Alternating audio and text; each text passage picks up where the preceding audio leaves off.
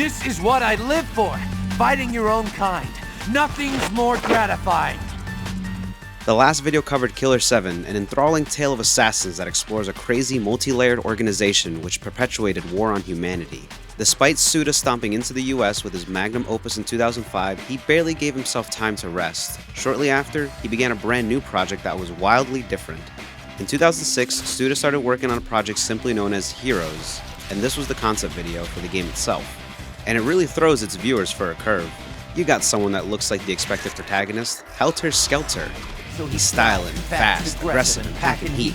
Cool, well-dressed, pretty badass with a cigar, giant guns, and we already hear a catchphrase. Hear the lullaby? Rest in peace, baby. Ugh, that's so fucking cool. Reminds me of Dante, for obvious reasons. Wow, this character looks great. So he's the protagonist for this game? We then see Helter decimate this robed hoodlum. Or so it seems. Who's this dork with the faux hawk? Oh damn, look at him deflect his bullets. With one arm. And so few frames of animation. Hey, nice shirt, asshole. Then the two clash, and... Your shining armor and fine words won't get you anywhere. What? Did we just watch our hero die? Barbaric, I'd say, but acceptable. You're certified as the 11th best hitman. Huh? You want me to thank you? Oh god, this voice acting is incredible. Looks like Grasshopper got the jump on us. Our hero in Project Hero appears to be Travis Touchdown. I like that. Suda used this concept video to show everyone what he wants to do for his next big project, a gritty, intense action game that tours across a city-like structure. Even the credits sequence in the end helps convey this notion. It was originally planned to be an Xbox 360 game until one of the game's producer, Yasuhiro Wada, suggested the Wii and its remote control structure for the game. Originally I'd wanted to make this game for Xbox 360 actually. Wada-san had information about the new Wii and how the new controller would work before it came out, so that's why he thought I should produce the game on that format. At the time I didn't really understand why, but after seeing and understanding how it works, I think it was a good choice, and the controller works really well with the game. Despite having a completed original project for a Western audience under his belt and knowing exactly how he wants to make a game, this proves that even the greatest visionaries sometimes need help to keep their feet on the ground. The Wii impressed Suda enough to restart production on the whole damn game. The first gameplay trailer showed our main character slashing up a bunch of bad guys with blood violently spilling all over the place, and would officially be titled No More Heroes. In this game you play as Travis Touchdown. Travis's design was mainly based on Johnny Knoxville, as if that wasn't obvious enough. Supposedly, Suda would specifically show this scene from the first Jackass movie to give their designers an idea of how he wanted Travis to look and act like. Is he over?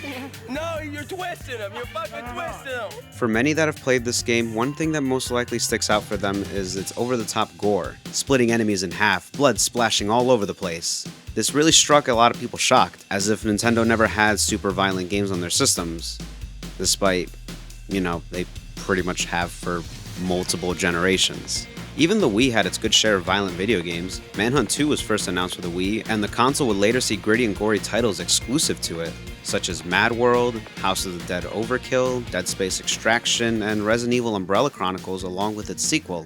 And most of these got ports later on, but that's beside the point. I guess I should just accept that it's a shitty stigma that will probably never go away. Although for one reason or another, all of the blood and gore was completely missing from the Japanese and European version of the game.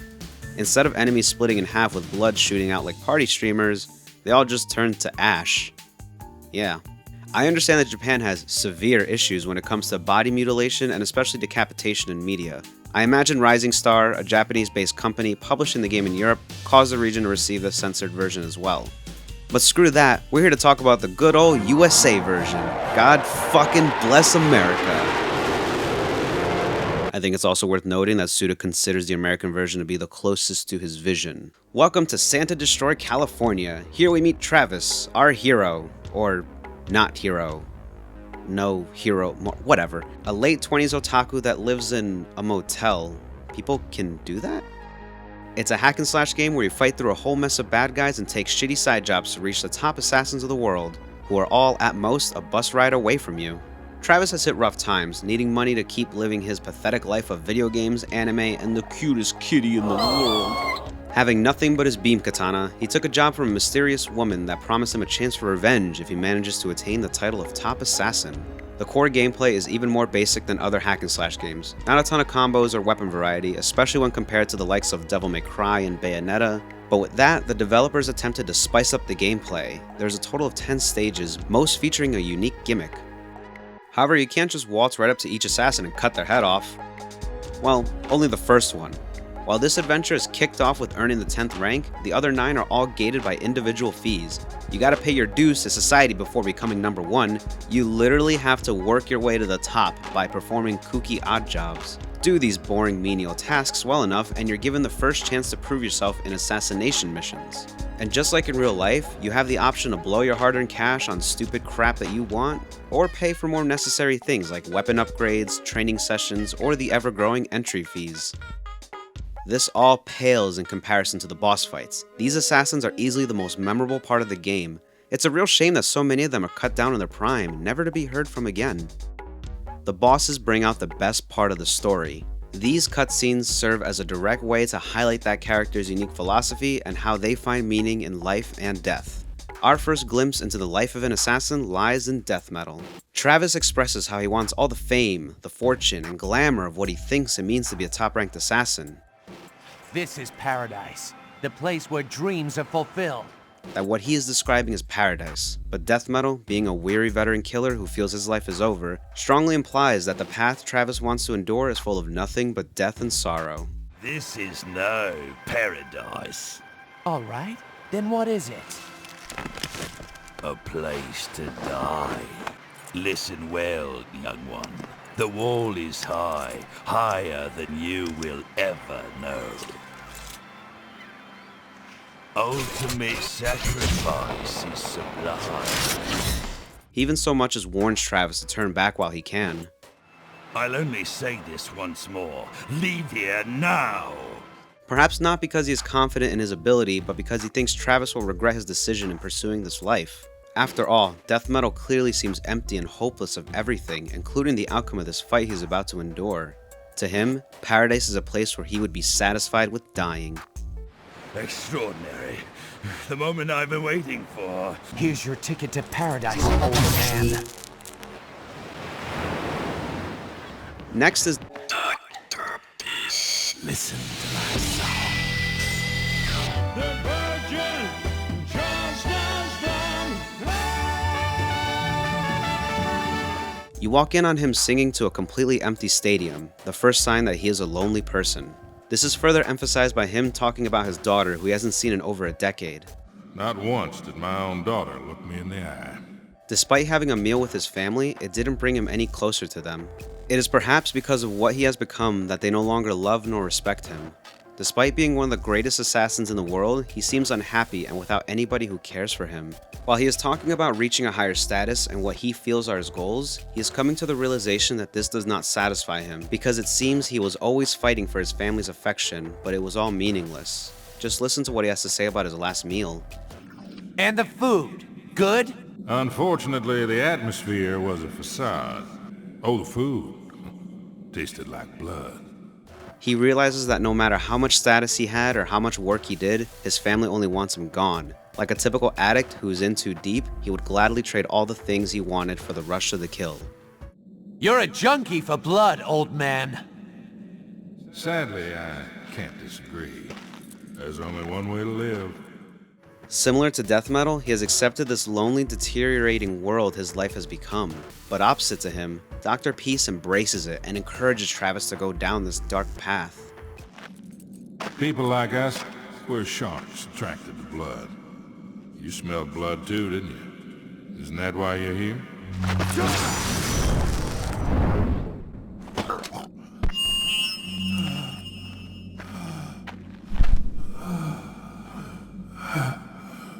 Next song I sing, I know my daughter will love. His dying line here implies that his daughter will love to hear about his death. These are his parting words. Rap with me, Jennifer. Next we have What's that in your hand? A toy? She's a parody of the femme fatale character who wants revenge for the death of her father, mistaking Travis for his murderer. She is a reflection of Travis, a young killer who is ignorant of what they're getting themselves into. Perhaps this is why he spares her life at the end of the battle, while leaving her with a constant reminder of him in this fight. Shinobu is almost a compliment to Dr. Peace in a sense that she's the daughter trying to impress her own late father, but fails to do so. Shut up and kill me already! You've already dishonored me enough. Next, number 7 is... Come and get some. First thing people may notice about this scene before the fight is how the camera is rumbling and there's some noise going on in the background whenever it's focused on him. So much to do with so little help. Yeah, I can't stand these people with all their nonsense complaints. They think they can just say anything. It's crazy. It means something is struggling to get out of him as quickly as possible. Something in him wants to break free. I just need you to look the other way for a second. A second. Yes, just a split second. I don't think it's too much to ask, do you? Then we can get on with our fight? That is correct. All right.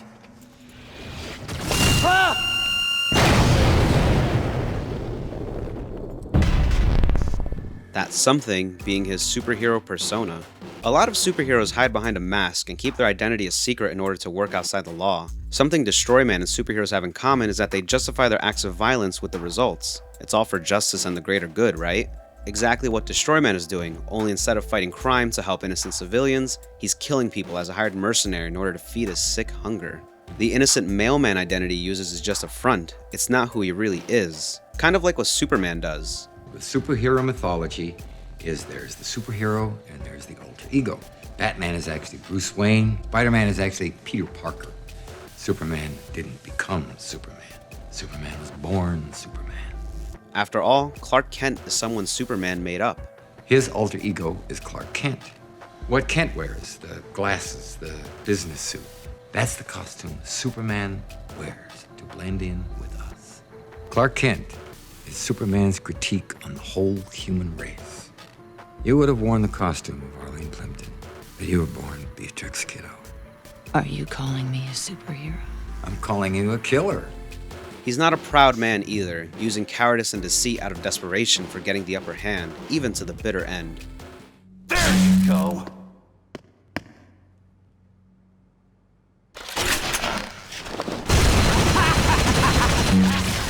This adds to his villainy while looking like a hero. More importantly, this is opposite of Shinobu's more noble ways. She would never beg for her life in the midst of defeat, as she would rather die with some fragment of honor. I admit it. I lost. Just do it! Unlike Destroy Man. Please, help me! And notice how much he insisted that Travis would turn his back for him. I just turned my back, but you didn't strike. You are fucking with me! I just need you to look the other way for a second. Our next assassin is... Holy summer. Still just a fight. Do you like fighting? Yep. Do you like killing? Live for it. Do you like fear? Can't say. Never felt it. Do you accept death? Death? Never crossed my mind. When he's confronted with her, he states an interesting line that shows just how shallow but blunt Travis's character currently is. That's not a good thing, you know. Seeking meaning in everything. Especially killing. That's a bad habit among smart little girls these days. Holly is seen as another tragic character. She looks for meaning in death, but doesn't seem to enjoy what she does. She's trying to warn Travis of what he's getting into. Only the message she's trying to give him is an emphasis on how terrifying death really is. Perhaps she can tell Travis got into this whole assassin game because he's glorifying the lifestyle. Something she already knows is anything but glorious. Open your eyes and never look back. Promise, never forget me. Huh? Thank you. The moment you hesitated, I felt your embrace. Holly's last line represents how, no matter who it is, people will want to escape their mind at the worst moments of their life. Academics like to fantasize too, you know. Wait! Number 6! No! Her end is where Travis starts to realize how tragic and heartbreaking death can be. Forgive me, number 6. I never meant to shame you. It's also the turning point for his character. After this fight, he stops showing any noticeable sympathy for the assassins he kills. He stops holding back. This is the moment he ceased having any sort of remorse for the people he was cutting down. Unlike Destroyman and his literal layers of character, Holly was the most surfaced and honest person that Travis has confronted. Forgive me, Holly. I was late in saying this, but I love your soul. Rest in peace. Our next boss, number 5, is...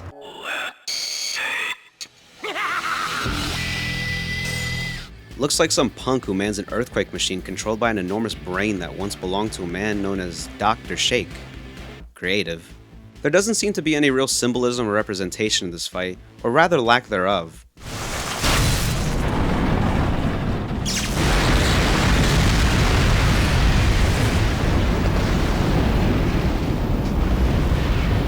Perhaps the idea lies in the stage that is literally linear and the fact that there is no actual boss fight. It feels very pointless, and I'm sure I'm not the only one that feels like they wasted their time doing this stage, especially after paying the exorbitant fee.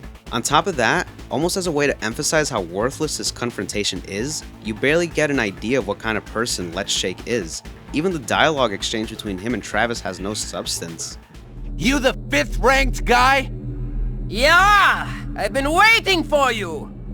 You certainly sound like you're up for a fight. I'm ready whenever you are! All right then, here I come! Unlike Holly Summers, he doesn't want to wax philosophies with Travis. Maybe the point of this is that there is no point. I mean, Travis started realizing that assassination was no longer noble or glorious and may not even be worth it. Travis touchdown, is it not? Son of a bitch! Fucking Snatcher! I had him! Dance with me, Travis. A katana. This is getting interesting. I actually find it fitting that the fight right after Holly serves more to move the story along rather than give perspective. Stop right there! The fight is over! Travis, you are now ranked 5th. But we haven't even... We're just getting started! If your opponent dies for whatever reason, according to the rules of conduct, it is your win. That's fucked up! That's the stupidest rule I've ever heard. This guy's mine, and you just want me to let him go, bitch? Our next boss is...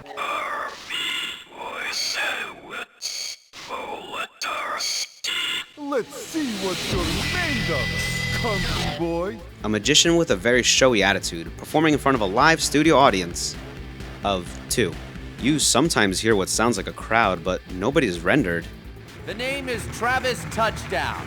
Thank you all for coming tonight. I hope you enjoyed the show. This is some Lynchian shit.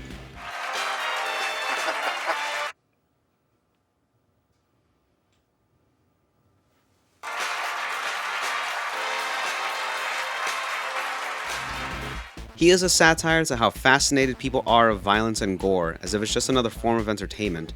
After all, he's a performer that is used to a huge crowd while still being one of the top-ranked assassins in the world. Despite that he has a downright despicable career line, he gets to enjoy the glitz and glamour of a superstar. Harvey is considerably similar to Let's Shake, this ridiculous, obnoxious build-up to the actual fight, which one is for performance. Disaster Blaster, charging ignition. Ignition ready. Activating main engine. Activating sub-engine. Check. Cycle ratio 15%. Cluster generator active. Calculating coordinates. Thermal protection on. Cycle ratio 25%. Anti-shock balancer open. Calculation complete. Heat detection system normal. Target acquisition 98%. Main panel open. Cycle ratio 55%. And another for performance. It's showtime!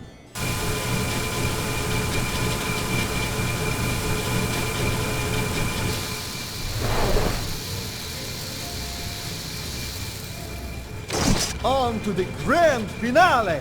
Now this is entertainment! Yeah! It's killing time! Next is assassin number 3. Fuck you, you little prick. A crazy old lady with a huge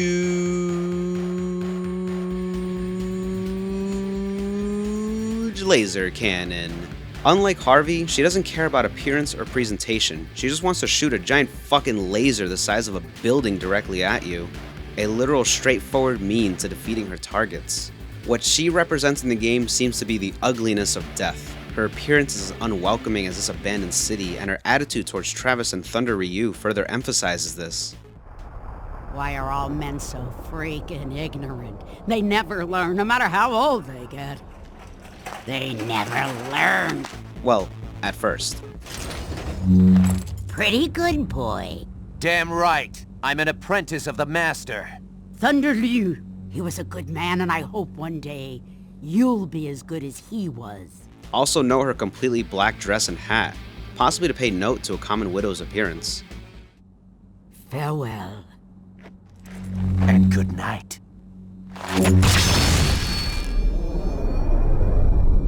Nearing the end of our boss tour, here's our... Damn it. Nearing the end of our boss tour, here's our number 2 assassin. You think you're bad, don't ya?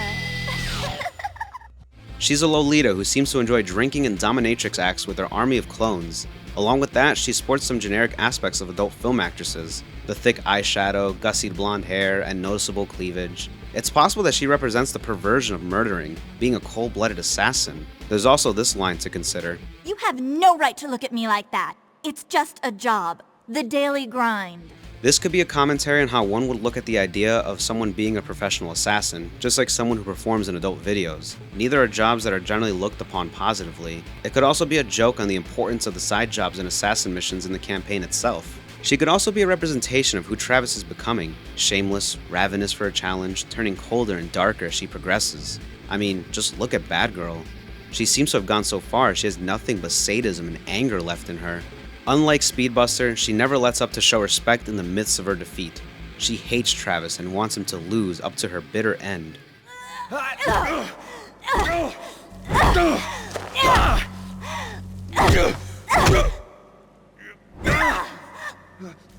won't lose. I will never lose. I give up. You win. Yes, I've won. At this point, the bosses show you the only paths Travis can possibly go down. Next is the final assassin, rank number 1. Welcome to my castle. Well, there isn't really much to him besides being your not father. Oh, punch right through the willy. You're still as gullible as ever, Travis. Think, why would he be your father? The real boss being Jean. Within Jean is her horrible past and desperate struggle to not only staying alive, but also reaching Travis. Jean's character and background poses a question to the player more blatantly than any other part of this game. Because you control Travis from beginning to end, get to know his character, see what he has endured to get this far, and grow to appreciate him, you most likely see Jean as this horrible and evil person, simply because she is the one that murdered his parents and appears to be the final boss. I lost everything that I ever cared about. That bitch took everything. I can help you to get even. She's the bad guy that Travis has wanted to face this entire time. Like a lot of simple stories, it's easy to hate her right from the get-go. But is she that bad compared to Travis? What makes his killings different? If you really look at what she did and what she had endured, mother commits suicide, father sexually abuses her for who knows how long, and being forced into prostitution to make ends meet. Compare that to Travis, who's a fucking loser that spends his time fapping, playing video games, and just wants to be looked at and admired as a king. I mean, sure, he saw his parents die, but I think it's safe to say his upbringing was a lot less bleak than Jean's. Brother, please don't kill me. Sorry, Jean. This hurts me too. We're both in the same business after all. And I've had enough. Time for you to rest, Jean. Good night, Travis. I hope your next dream is a more pleasant one. Ending the life of this woman, thus closing the book on her tale of anguish, you're left to wonder if this uphill battle to the top was even worth it. A lot of these bosses serve as reflections of Travis' state as he becomes more entwined in the world of assassins. None of these people seem to have any strong relationships with anyone. No family, no prolonged happiness. They're all loners just doing what they have to in order to survive, both mentally and physically. The intense adventure that consistently challenges and clashes with Travis's beliefs, his potential, is what forms a sense of morality and purpose for him. Travis himself follows a code similar to Bushido, consisting of respect, courage, integrity, duty, and how do you pronounce filial piety? Okay, Filial piety. Filial piety. and filial piety. Respect. While Travis started this adventure busting in and taking down whatever stood in his way, he would begin these confrontations with the bosses fairly level-headed and even shared dialogue with every single one of them. Even when he was at his least patient, he gave them their moment to reflect. Courage. Travis never even considers backing down from a fight. Even in the toughest and most threatening situations, he wants to keep fighting because he knows he can persevere, and he clearly has no sympathy for people who want to take the path of the coward. Integrity. Travis does everything he says he will do. He is absolutely a man of his word. He never lies or hides his inhibitions from his opponents. Duty. At first, Travis rejects the role he has fallen into. He felt like a trap was sprung on him with no way of escaping. So what you're telling me is that I gotta continue fighting. There's no way out of this. You set me up, bitch. And he thought the money he had to pay in order to continue this were both exorbitant and ridiculous. What? 150,000 LBs? But you really think I got that kind of dough on me? Regardless, he knew that this was a duty he must fulfill. He never even considered quitting. He didn't want to leave this job undone. But are you by chance an assassin? Whoa, don't tell the whole world. Then you have been had, sir. You are not her first. Listen to me. Do not get involved whatever you do. Listen, lady, I don't know what the hell you're talking about. Who are you anyway? Another sorry kid. And for the record, I am Sylvia's mother.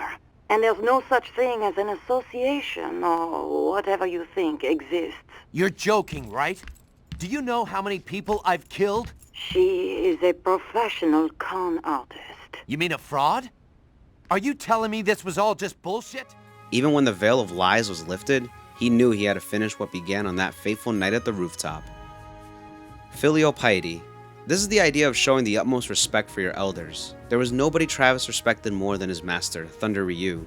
Though he was an offbeat teacher who went as far as to demand that Travis takes off his clothes for asinine reasons, he did as he was told and became stronger as he trained in his presence. Training is not over. The ultimate display of his obedience was shown when he did not interfere in what became his master's final battle, despite every single urge telling him otherwise. This is all part of the Bushido Code of Honor for the ancient samurai. Travis either started this adventure with these morals in mind, or they formed as he was going down this path of assassins. It all culminates in Travis developing a form of righteousness. Even in his most arrogant moments, he stayed true to the ways that shaped him as a person. Makes perfect sense. No doubt that's what Suda was going for. When asked about Travis wielding alternate weapons, he had this to say. The image of Travis with the beam katana was so strong, I couldn't risk changing it. The sword is Travis's true identity. He's, in many ways, a modern samurai. Oh, but I forgot someone, didn't I? There's the secret final boss, Garcian. Can't a guy get some privacy? At least when he's taking a dump? I'm afraid not.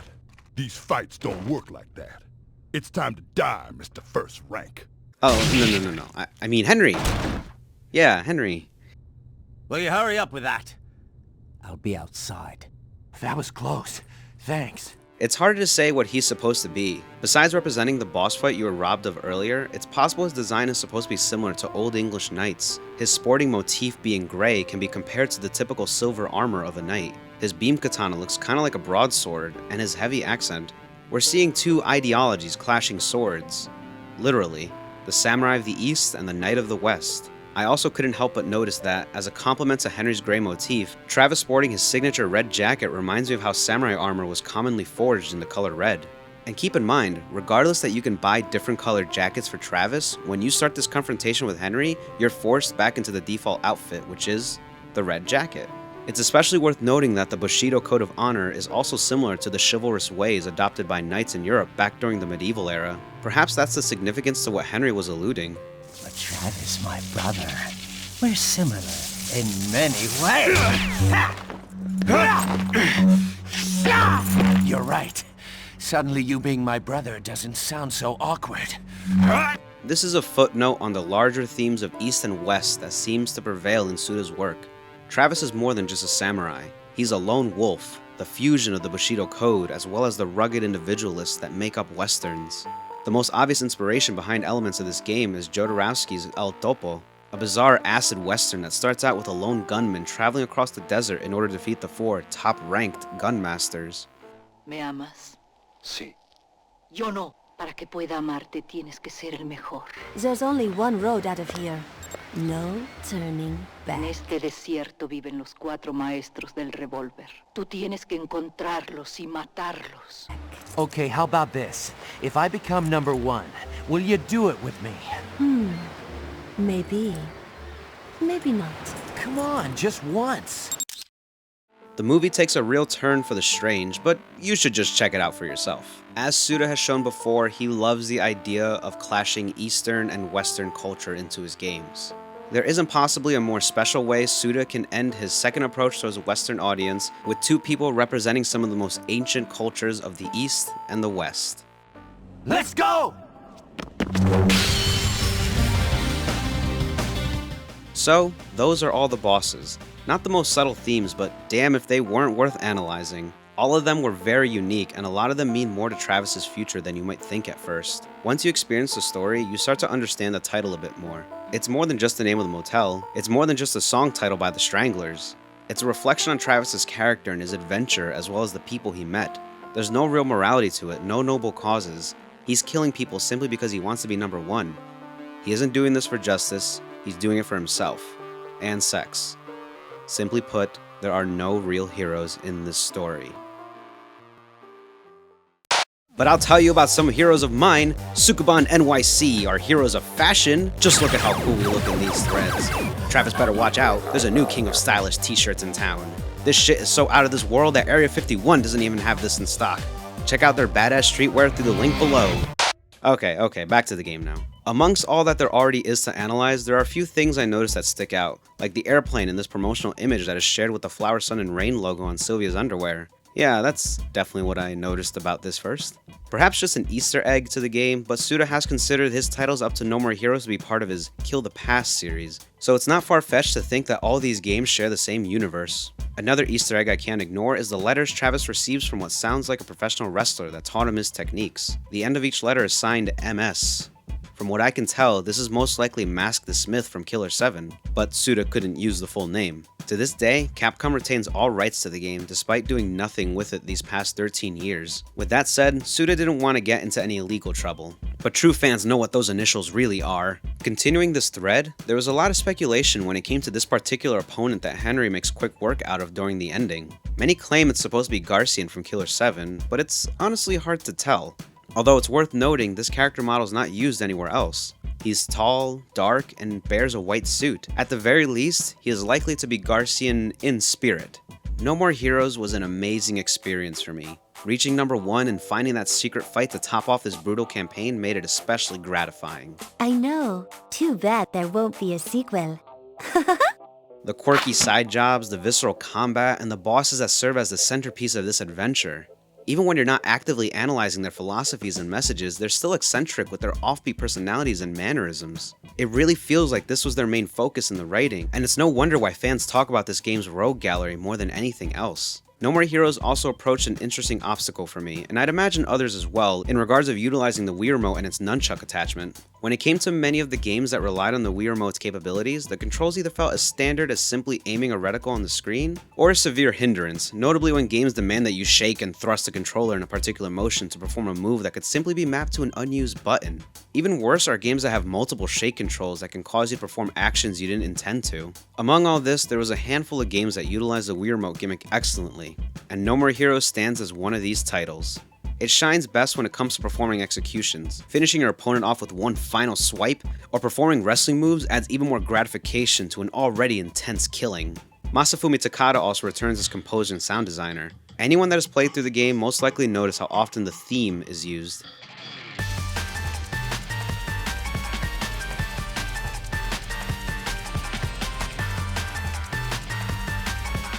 In reality, each tune that plays throughout the main campaign is a remix of the initial theme you hear in the first stage.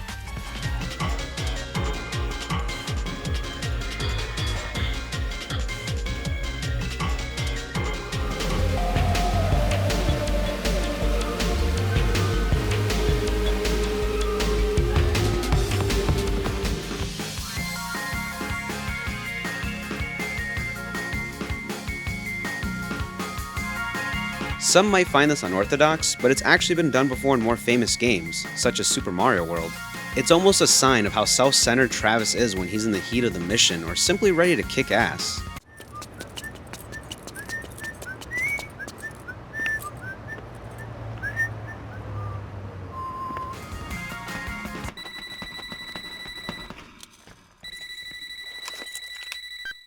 Travis, hello? This state of thought only interrupted when the real confrontation begins with each boss bearing their own unique theme song.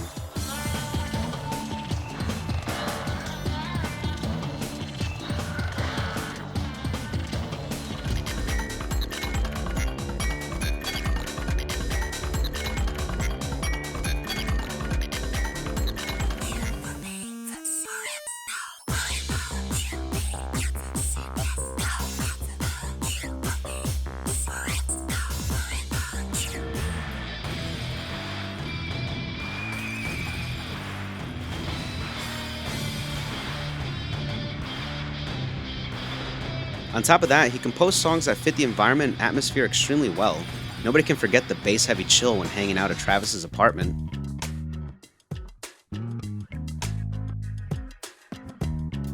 Or how you swear you can feel the wind in your hair when you listen to this funky road track while riding his motorcycle.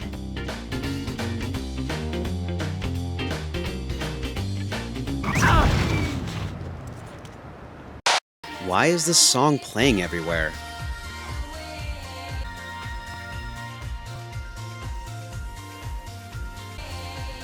Ugh. Well, I guess I have to like it because the internet said so.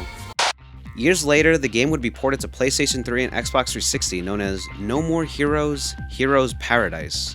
Yeah, that's not redundant at all. Just like the Wii version in Japan and Europe, there was no gore in the PS3 version. The Xbox 360 version, however, did feature gore. Not sure why they did that. I actually imported Heroes Paradise back when it first launched. Nearly everything about it seemed off. It's game time! From frame rate to playability.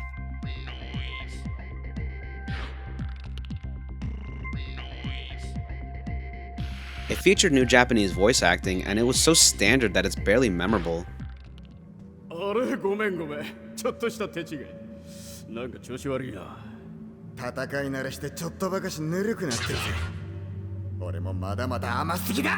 Nobody has any personality to them. It feels like I've heard these voices in dozens of anime I've seen.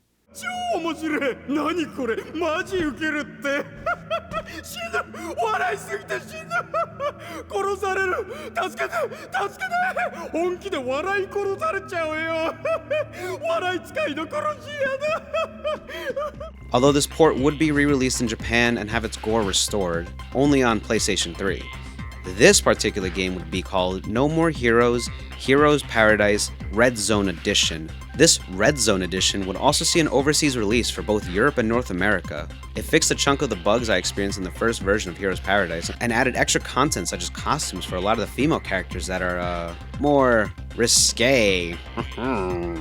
There's also 5 extra bosses, which are actually bosses from the sequel, as if they knew that game would never see a PlayStation 3 port. We'll talk about them in detail next time, but I will say their inclusion is strange, and they're programmed very poorly. It almost feels soulless. Shouldn't I be happy about getting extra content? Some creative choices were made for the game's sound design as well. Jennifer.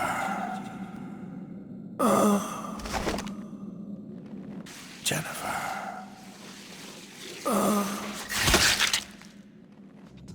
The hub world has been modified in some ways, but the biggest change was the northwest region of Santa Destroy being completely removed.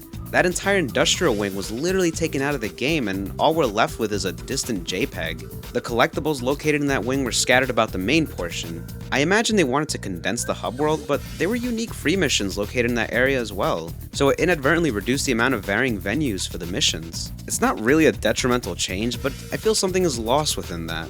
I also don't appreciate that they're removing part of Santa Destroy. Environment and atmosphere is important in a game like this. It was designed as intended. Still, this is probably my most nitpicky complaint. Also, the blood spatter effects are shit. There's no real stream effect like in the Wii version. Looks more like cartoony embers falling to the ground. Maybe it has something to do with the consoles? I can't say for sure, I just know the GameCube provided really good liquid effects, and that most likely carries over to the Wii. So with all that, I think it's objective that playing it on the Wii is the more worthwhile experience. While the PS3 port made very obvious changes to the game's most blatant blemish being the hub world mechanics, it seemed to outright ignore the core gameplay hack and slash portion and incidentally made it play worse. I also can't help but notice killing off baddies is a lot less satisfying. Those waggle controls just feel too good. Suda51 nor his company had any involvement in this port. In fact, one of the producers was Wait, is that the crazy guy from the Konami conference? This is not originally hack and slash anymore. This is an extreme hack and slash title. I also imagine that Suda does not find this port palatable since he recently discussed porting the original game, but specified that it would be the original Wii build of this title. But enough of this port, back to the real version of No More Heroes. It is no stranger to the underlying themes Suda likes to focus on: individualism, society, and death. While these themes are represented differently in Killer 7, they're just as important to the narrative and design of No More Heroes. Regarding individualism, isn't it obvious? Everything about Travis himself screams this theme that Suda had in mind, down to the way he is introduced to the world, stealing the show from the more expected leading man. In Suda's view, a real individual is ultimately civilian. They aren't some destined being with a fate set to save the world. Travis is just another person living a life that's most likely typical to the player fanbase that enjoyed this game. On top of that, he's rude, perverted, and narrow-minded. Being the complete foil to video game protagonists, the most interesting part of Travis is just how insignificant he was in this world he inhabits. So much so that even the new lifestyle of a professional killer that he's pursuing won't get him away from the true insignificant fate that is the mundane work grind. I am, of course, referring to the side jobs you're forced to endure throughout this adventure. No matter how you look at it, these jobs are necessary to take part in, since there's no other way to unlock the assassin missions. Despite that these jobs don't pay you that much, you need to keep doing them in order to open up more financially viable opportunities. You can't escape your fate. Pay your dues. You want to make something out of yourself? Not until you're done picking up trash, cleaning buildings, and filling up gas tanks. Wake up, you need to make money. It's very likely that this repetitive mechanic was inspired by Suda's own struggles while finding his path in life. He's been a nerd for as long as he can remember and loved video games, but he couldn't find a means to express that love in a sustainable way. He had no choice but to make ends meet as a gravedigger. It's clear that Suda felt the same way Travis did in the beginning. You're as good as dead. What's it going to be, cowboy? Put me in, coach. All right, please transfer 150,000 LB dollars. What? 150,000 LBs? He wanted to pursue the path he dreamed of, but he has no choice but to put his nose to the grindstone. Okay, I gotcha. But you really think I got that kind of dough on me? What the hell am I supposed to do? You are supposed to do your job. Catch up later, okay? What? Ah! No! Regarding society, this theme is certainly present in the narrative between Travis and the top assassins. We witness how people in and near Santa Destroy are affecting Travis, how they're changing him as a person. You see him descend into this dark world of killers and how it's twisting his mind and beliefs. Despite his obsession over reaching the top when this adventure was just getting started, it's hard to tell if it was something worth celebrating once he got there. But there's something more important going on regarding the society in Santa Destroy. As touched on before, the side jobs across the city are your means to earning money, as well as a chance to prove yourself with assassination missions through K Entertainment. Despite that this company is clearly ripe with corruption, it bears connections with the regular job center, as the manager Keita seems to infer. He even goes so far as to imply that the assassination missions he's offering are not much different from the side jobs you are performing. The whole thing emphasizes how this corrupt foundation has become the backbone of Santa Destroy. Surely it cannot live without the immediate death of others. Perhaps this is why these notable assassins seem to all reside in this town, or at least near it. This significance to the town's foundation also bleeds into the last main theme, death. It's possible that the town of Santa Destroy is fueled by the bloodlust and murders of these assassins, or possibly vice versa. Santa Destroy has more significance than one might realize at first. It affects Travis as an individual, it bears corruption within its society, and it fuels the vicious cycle of death within and about. Experiencing the city was so important for the team to include it, despite being an underwhelming feature. Driving across the town, exploring every nook and cranny, using its opportunities to make money and strengthen your skills. It wasn't enough for them to simply tell you the town is corrupt. You get to experience its corruption and likely don't realize it at first. It's a brilliant narrative behind an admittingly flawed game design. And this is how I would describe Suda and his company's work. While from a technical standpoint, his games so far show they can be criticized in certain aspects, what really shines is the narrative in these adventures. The themes, the settings, the style, these are what held Grasshopper stand out as a company with their interesting titles so far, and it will continue to be something that stays true to their principles behind game development to this day. While Killer 7 had an intriguing multi-layered story that feels almost galactic in its grand symbolism and themes, No More Heroes was born out of a much more personal part of Suda's life. It wouldn't be fair to say No More Heroes is better or worse than Killer 7 in any sort of way. They're completely separate pieces that take a different mindset to appreciate. It is filled with a lot of biting satire in many cultures, including the particular demographic that appreciates this type of game. But it goes beyond that, showing you a unique narrative that focuses on characters that appear to be superficial, but ultimately tell a much deeper and emotional tale. And this is my love letter to No More Heroes. It's not the most elegant or graceful hack and slash, but damn is it satisfying and bears an experience like no other game I've played. Next time, we'll cover the very controversial sequel, No More Heroes 2: Desperate Struggle.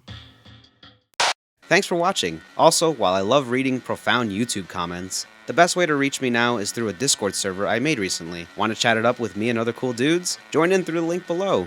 Thanks again to Chaseface for providing his voice in the video. And lastly, another big thanks to Sukaban NYC for sponsoring me. They're a streetwear brand in which their main theme is badass women and Japanese culture. Check out their website below. I guess you can call this a comedy. I realize there's really nothing here for me. But what else can I do but keep going? Maybe I should have been a little more careful before I jumped in. Gotta find the exit. Gotta find that exit to paradise. But I can't see it. Can't see anything. There's this...